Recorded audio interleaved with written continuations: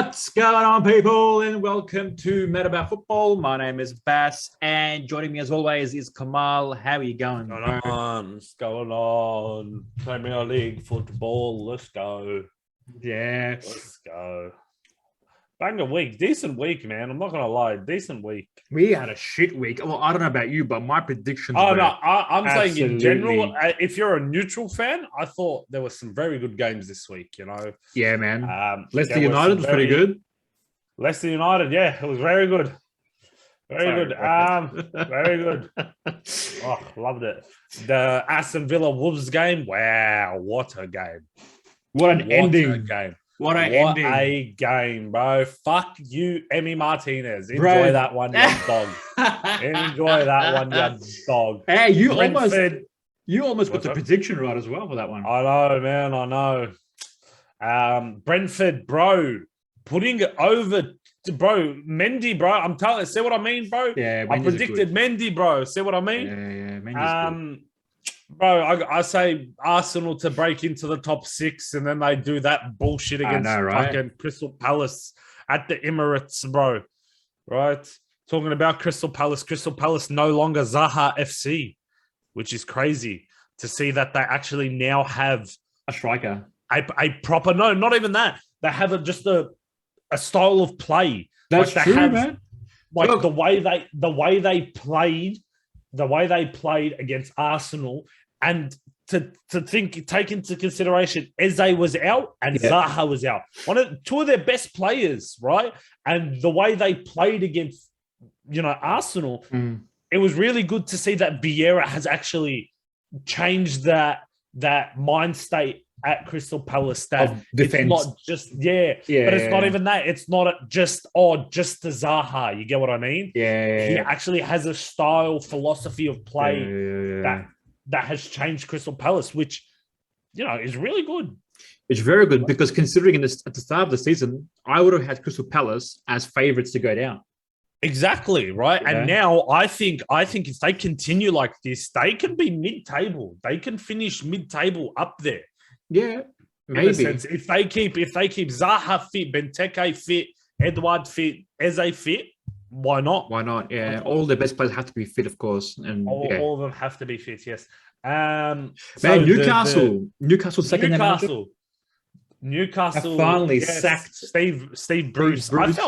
I felt bad, bro. I felt bad for him. Why are you feeling bad for him? The guy got £8 million pounds. But bro, the amount of abuse he just copped. Yeah, but the amount of money you get.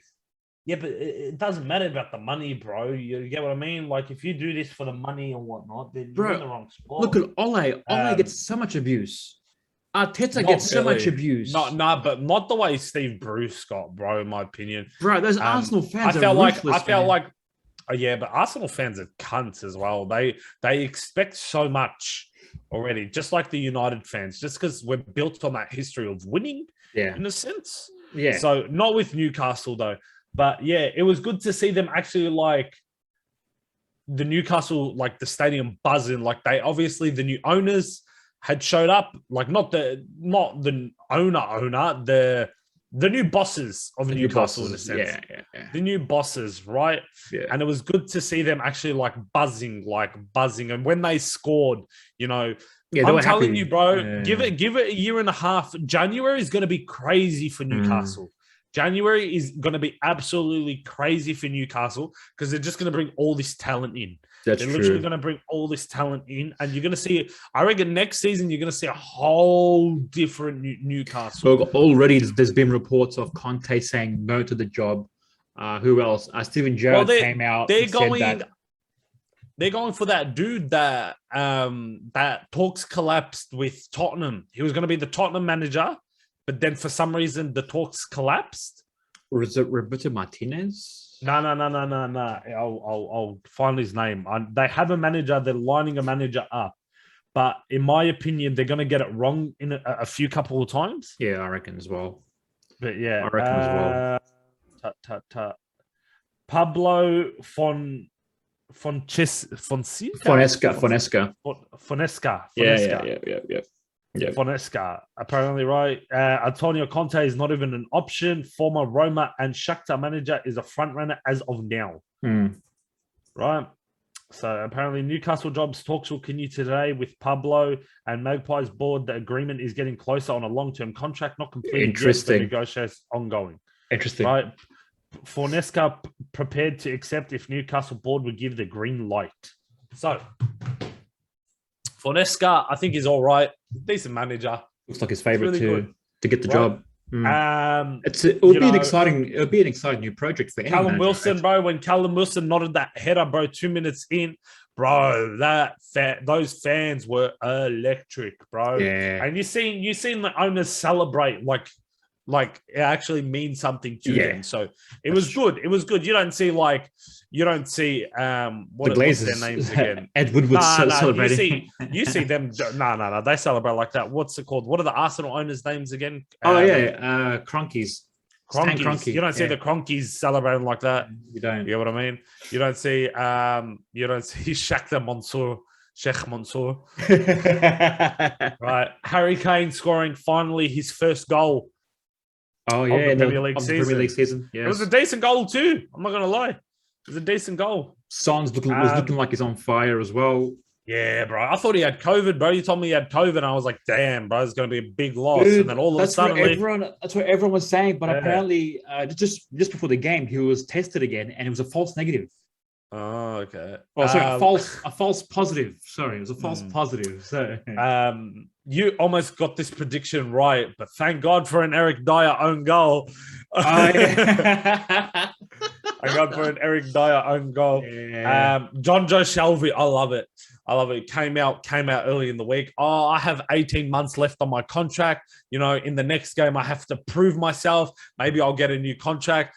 Literally just chops the shit. No.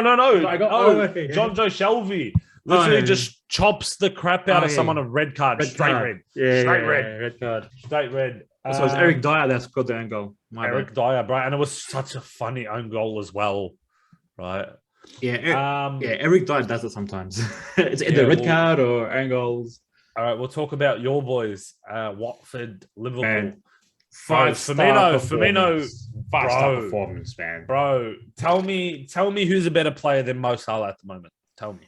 In the world or in the Premier League? Just in general. Bro. Literally in the Premier League, he's the best. There's no one better. I'll give it to you. I will give it to you. He is the best at the moment. He's the best. The world? In the world, he's top three. Also top three at the moment. I'd say top three. He's on par with Benzema and Lewandowski, in my opinion. Yeah, I'd give it to you. Yeah. And the way Benzema's playing at Real Madrid at 32, he's literally carrying them, bro. Even for France as well. He carried France throughout that whole tournament when they won the UEFA Nations League, yeah. It was good. I was happy when he got that call back up. That call up. He deserves it, man, because he missed out on the World Cup. You know, he did. Him and I doubt Ribéry will get back in there, but Ribéry's too old now. Yeah, Ribéry's way too old. Firmino scoring a hat trick, all tap-ins basically. That's his fourth goal in the season, more than Ronaldo. Nice. Good job. Good job. In less games too.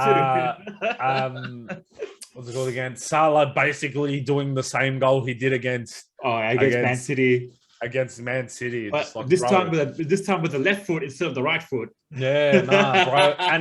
And you know, you say pure domination, pure possession, everything. You want to know what that looks like. You literally watch this game. Just for the first 80 minutes. From the first whistle to about the 80th, about 80th minute. Yeah. It was just complete domination. But by the 80th, it was already won. Over. It was already won. It was done by half time, bro. Like, it was literally done by half time. 70th minute, we started bringing on Nico Williams to, you know. And he assisted, didn't he? He did. He gave an assist as well. Yeah. Mm-hmm. We brought on Tsimikas as well. We're resting Robertson and I like Tsimikas. For the Champions League. You had that big Atletico game, bro. That was a decent game, bro. I reckon if Griezmann had not been sent off, I reckon you would have drawn that game. I reckon we would have lost. I reckon we too, were that bro. shit. He turned Van Dijk, bro. Griezmann turned Van Dijk. It did. There was It did. there was the one of these goals. Van Dijk literally went the other direction. Yeah, I think it was And the second Griezmann goal. was just too quick for him, bro.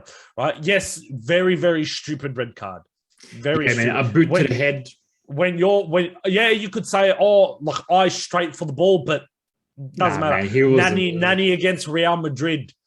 Yeah. Nani against Real Madrid, where you caught that straight red and it wasn't even that high. Yeah. I know. Well, yeah, you don't have to, like, you can't put your foot up that high. And just not, especially if you get any sort of contact, you're in big trouble. You're in big trouble. Exactly. Very big trouble. Exactly. There was that time where Sadio Mane did it to Edison. I don't remember. Edison, full came out and they went 50-50 for the ball and just. When was this? What, last season? This was like 3 seasons ago, 4 seasons. Can't remember it.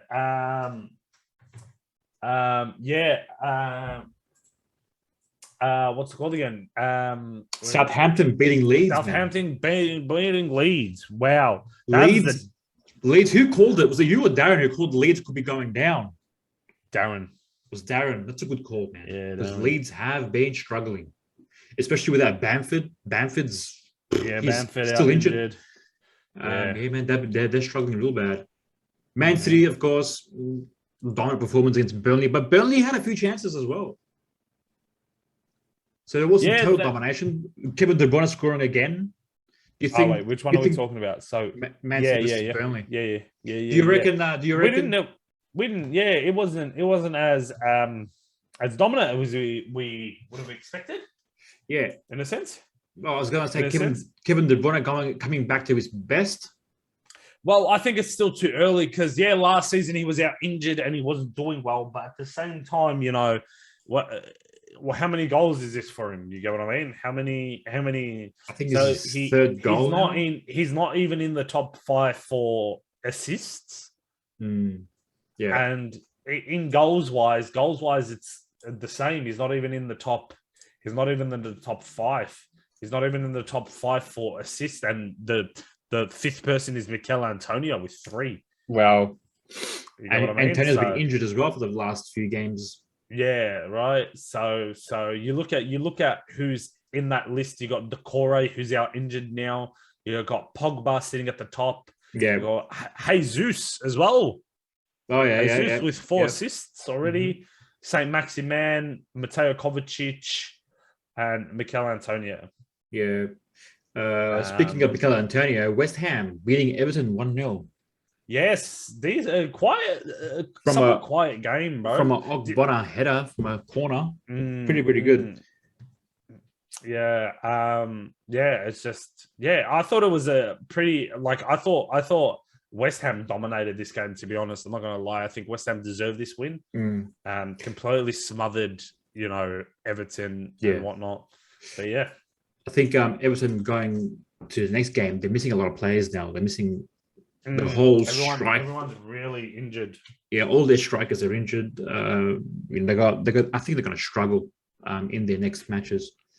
Anyways, let's go back. Let's go to the prediction page, and we'll tally up our score. We'll try and make it a quick one because I have to go to my mum's. Okay, on to the prediction page. Let's bring it up. You can see it, yeah? Yes. All right. Well, the first game was Watford versus Liverpool.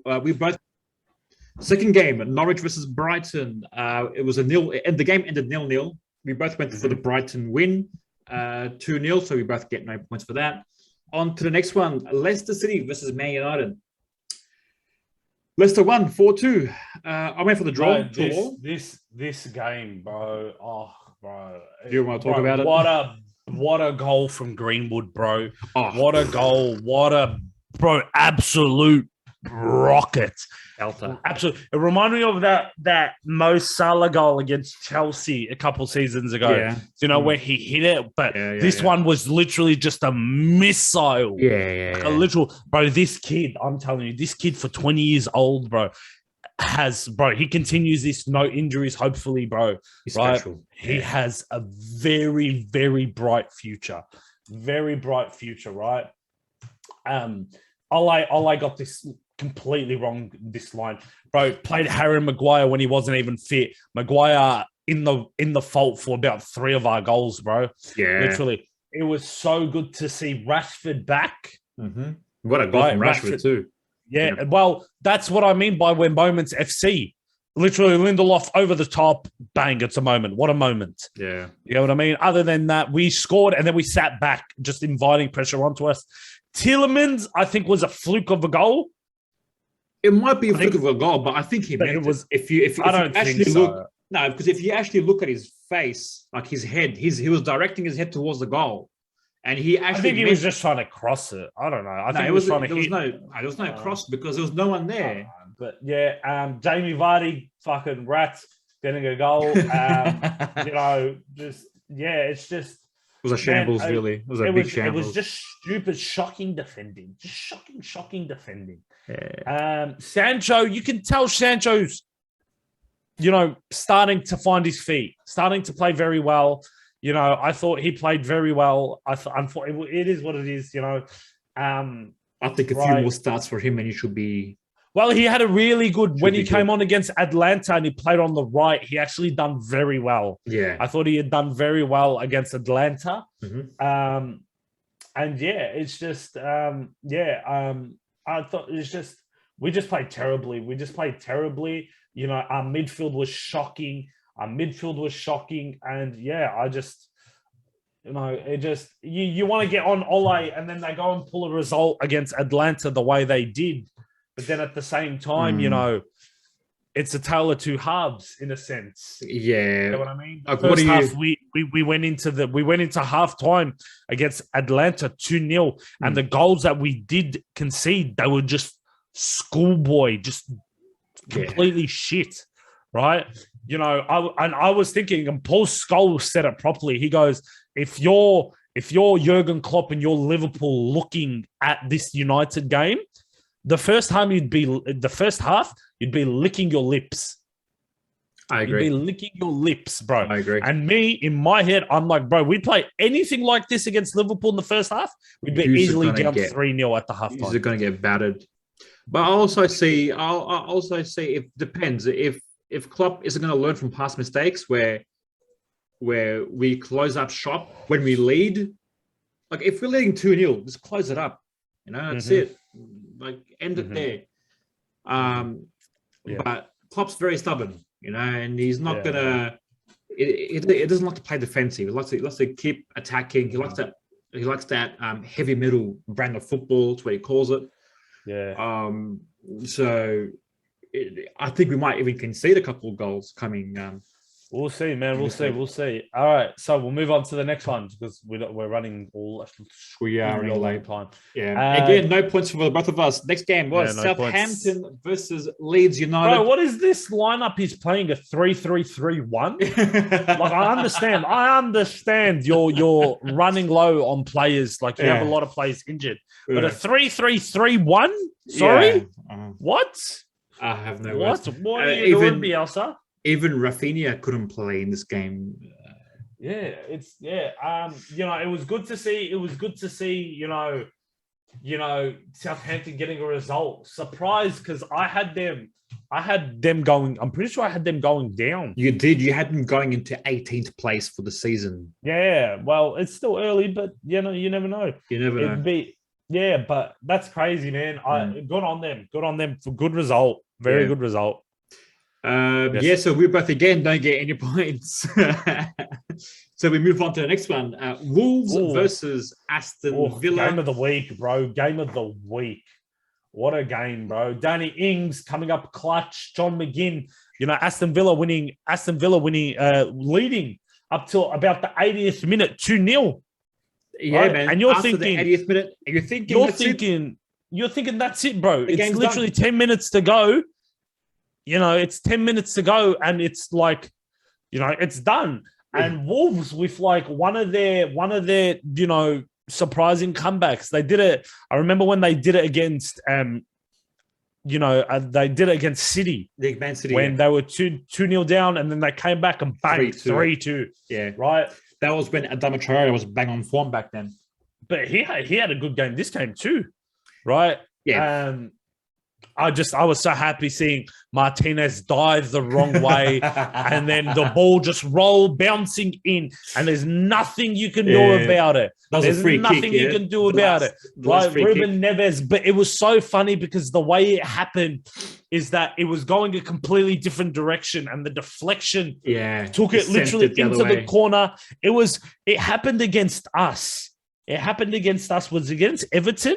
No, it wasn't against Everton. No. It was against someone where it's deflected off deflected off Varane, and it's just gone into the corner, and there was nothing we could do about it. I remember the goal, but I can't remember who it was against. I don't remember the team, but it was crazy to me, right? Because they were celebrating before it even went in because they know it was going in. Oh man. What a game. What a fantastic game. Yeah. I got half a point for that one. Yay me. You went for the draw, so obviously no points for you. I almost had it. Almost. But Ruben never said that. What a dog, bro. What a dog. I'm going to win this. On to the next one. Man City versus Burnley. Yes, Man City not as dominant as we would have expected. Yeah, man. Burnley actually gave them a good game. They did. The scoreline I reckon Burnley will come up clutch soon, hopefully. Yeah, I have Burnley as relegation favorites as well. Sweet. Now we got so we get half a point for that as well, both of us. Half a point each. Yes. Brentford Chelsea, bro. Tale of two halves. Right, the complete second half, all Brentford, Brentford, yeah, all Brentford. That Mendy, bro, kick. Mendy, literally just saving off with his face. Yeah. At one point, he just had to save with his face. Yeah, I know. I was like, wow, bro, this guy's a beast, bro. This guy is a beast, right? Yeah, man. Brentford showing you why they deserve to be in the Premier League, man. Yeah, yes, they lost, but I reckon they've won a lot of people, in my opinion.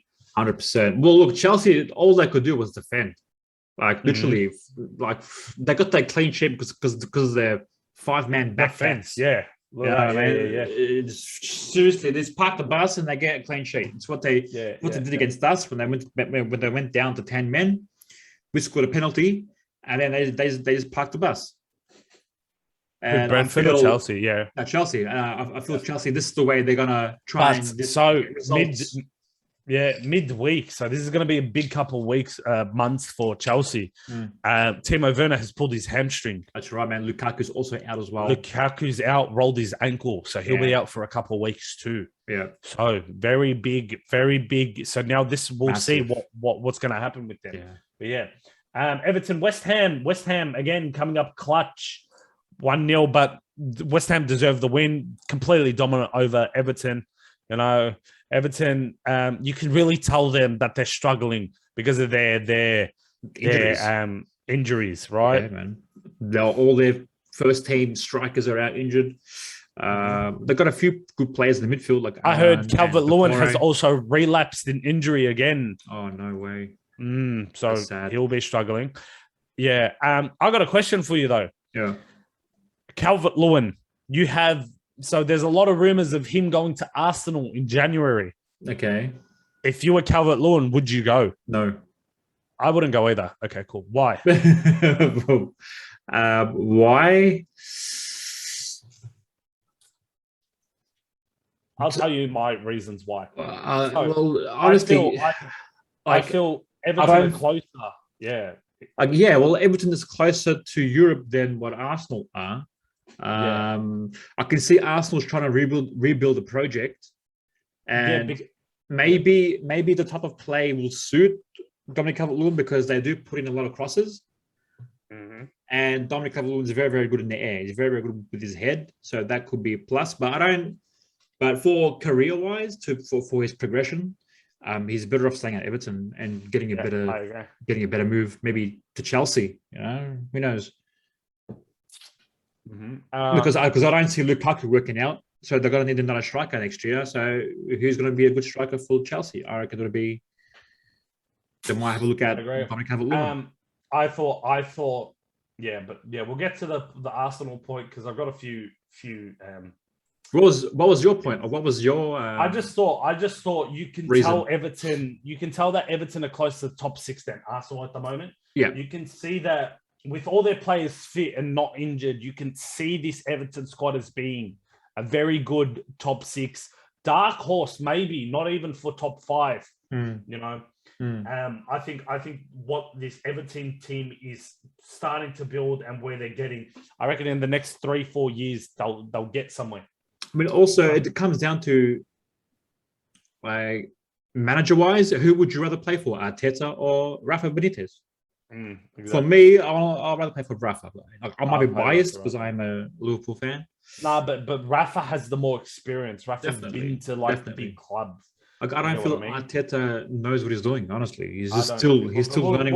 We'll get to that. So Newcastle, Tottenham, you almost had it. You almost had it until the 89th minute. Thank you, Eric Dyer. I still get half a point for that. Oh yeah, you do. Yes. It's just Tottenham. We mentioned it earlier. Tottenham just being too good. You know, Newcastle slowly but surely they're moving in the right direction. You can tell. Yeah. And final game, last but not least, Arsenal versus Crystal Palace. Vieira back at the Emirates for the first time in 15 years. Mate, this game, bro. Arsenal scored. And then it was all Crystal Palace. It was all Crystal Palace, until like the dying minute. It was all Crystal Palace, and it was really good to see that Crystal Palace are no longer Zaha FC. Where for the last 2-3 seasons, give the ball to Zaha, that's it. We always used to say it last season. That's right. You know, just defend, give to Zaha, he'll run with it. And to think that, you know, how good Crystal Palace played without Eze, without Zaha, was crazy, right? Yeah, man, they were fantastic without their key players as well. Well, does that mean Arsenal were that shit? Or Crystal Palace that good? It wasn't even that. I just thought Arsenal just played so lackluster. It looked like they didn't want it. They were just very slow. Yeah. It was very sideways. When they did try to play through the middle, they just got dominated. Look, they got that. But they got dominated. You know, they got dominated on that right-hand side. Tomiyasu was having a hard time as well. Tomiyasu, for the left. It was the right. Yes, it was there. Arsenal's right-hand side, and Pepe wouldn't track back. That's the whole problem. He would not. Yes, Tomiyasu would get it, and I felt like all he was doing was bombing it long. And then when Tierney would get the ball, he'd look forward, then he'd pass it sideways. Yeah, right. There was no. I thought the introduction of Martinelli and Lacazette really helped him, really saved him. Yeah, really saved him. Right. Yeah, I really like Edouard. I thought Ben White had a shit game. Yeah, and Ramsdale could have saved both of the goals. I felt Ramsdale could have saved maybe the second one he should have, but I think Ben White was in his way where he couldn't really see the shot. You get what I mean? Yeah. I thought the Benteke one, he was just too slow to get down, but the power Benteke put in it at the same time was just, you know, I thought Arsenal just were very lackluster. You know, you get what I mean? Yeah, I thought sideways, you play through the middle, you know, Crystal Palace smothered the people on the ball. MacArthur, bro, what are you doing? What are you doing, bro? He's a kid. He's trying to fool. And bro, the fact that he only got a yellow card for it was crazy. Yeah, we'll see a decision that went Palace's way. Also, I want to say that I think Arsenal just got a bit complacent after they scored that goal, and they thought they could just, you know, But see, the thing is, they haven't beaten Palace in 4 years. 4 years, that's right. Yeah, you're 4 years, right? Yeah. So in my mind, I'm like, oh, I haven't beat Palace in 4 years. I really hope we get a result tonight. I want us to win, right? right? And now I think they're very, very lucky that Lacazette got him that equalizer. I was upset. I was so angry. Damn it, bro! So close. It's so close. So close. I thought. What's it called again? I thought that if they lose this game, right, it puts pressure on Arteta because it just looked terrible. It just looked terrible. But if they had lost this game and then gone now to Villa, right? Yeah. Villa are a much better setup team than Palace. I agree. Right? I agree. In my mind, the Palace manager would have watched this game and be like, okay, the second they try to play it through the middle, you just put that pressure. You put that pressure, they buckle. Give them a little body to body, they buckle.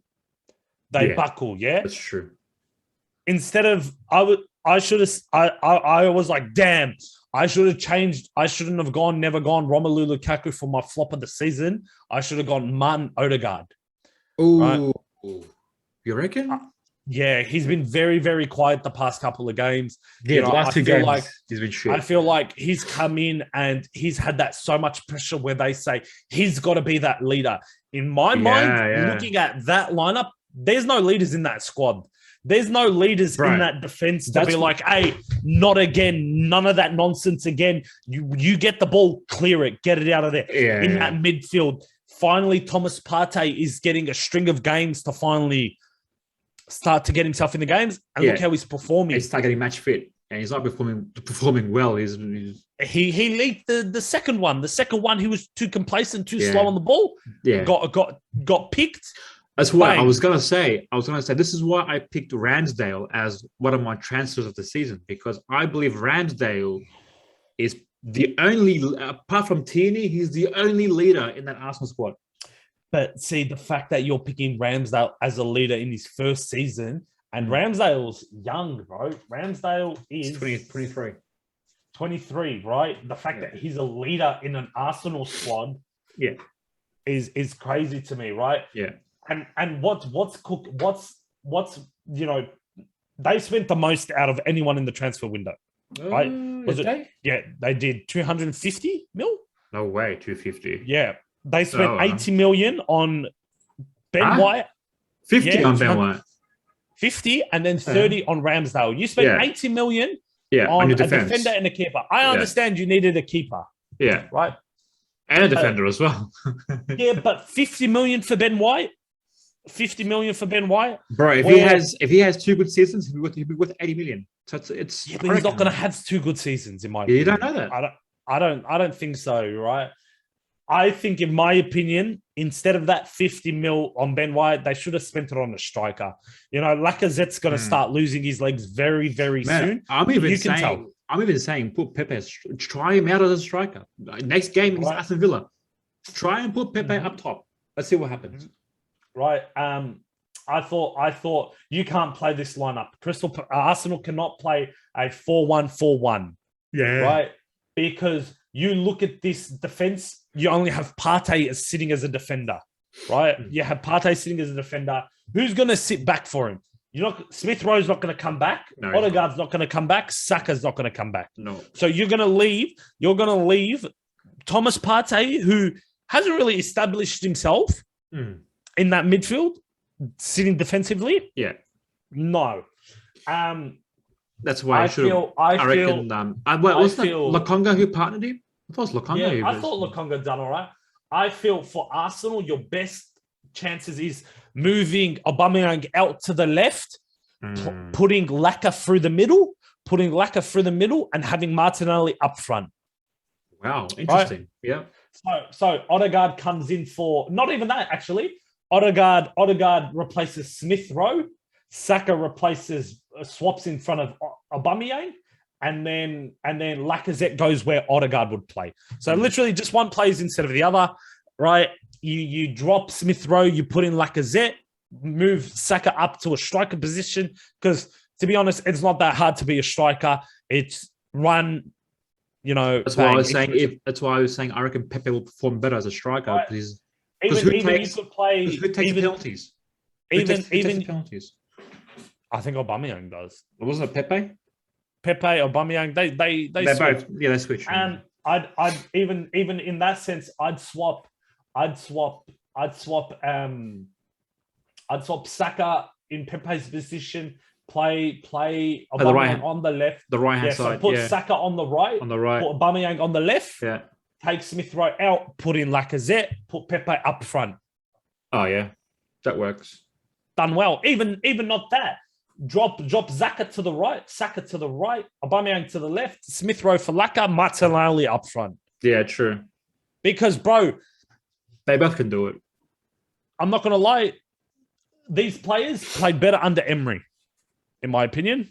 Oh, you had a beast. No, you had a beast of Martinelli under Emery.